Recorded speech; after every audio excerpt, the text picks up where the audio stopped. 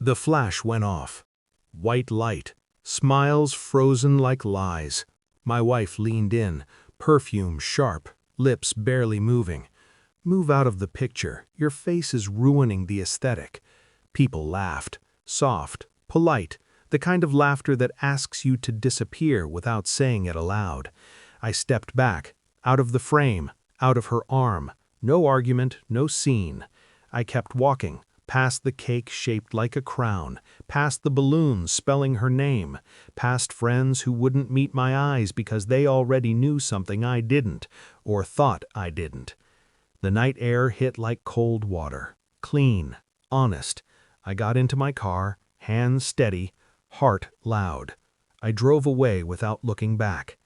Hours later, my phone buzzed. A single message from one of her friends, not even a close one. "She's still crying." I stared at the screen, not surprised, just confirmed, because tears had always been her currency, and I had finally stopped paying.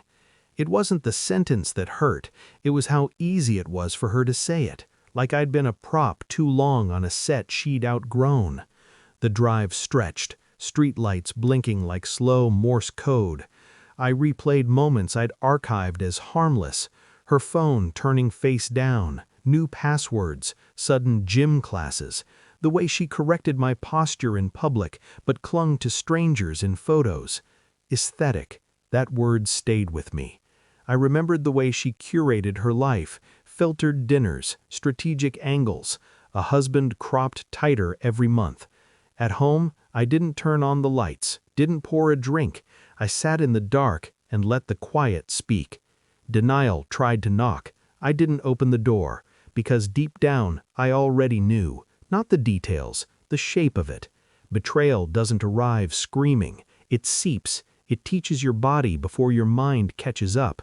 I thought of the man who always commented first, the one with the watch she once admired, the one who stood a little too close at parties. I didn't feel anger yet, just clarity sharpening. If I was ruining the aesthetic, it meant I no longer fit the story she was telling the world, and stories like that always have a replacement ready. 3. Rising suspense. I became quiet, not suspicious, not controlling, observant. I noted timestamps, background reflections, laughter that cut off when I entered rooms. I checked phone records, deleted threads left digital scars. Patterns don't lie even when people do. I matched nights she cried herself to sleep with hotel charges she forgot to explain.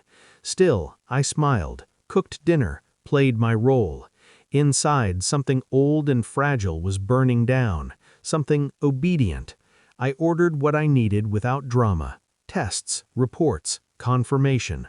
I rehearsed nothing. I didn't need a speech, because revenge, real revenge, isn't loud, it's precise. She sensed the distance and tried softness, touched my arm, called me baby like a spell. Too late. The truth doesn't need confrontation to grow, it just needs time.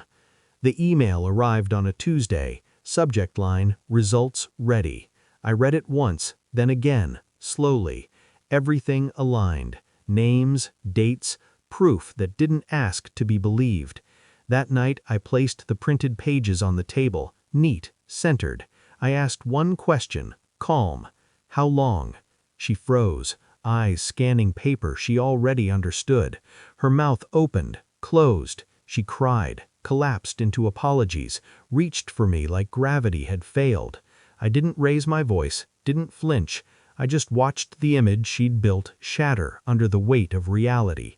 I told her I'd known longer than she thought, that I'd watched her choose him again and again while smiling at me. I showed her the message from her friend. She's still crying. I said, "You taught me something." She begged, promised, rewrote history in real time. I stood up, collected my keys. "I stepped out of the picture," I said, "and you finally saw the background." I left her with the truth, unfiltered, unforgiving.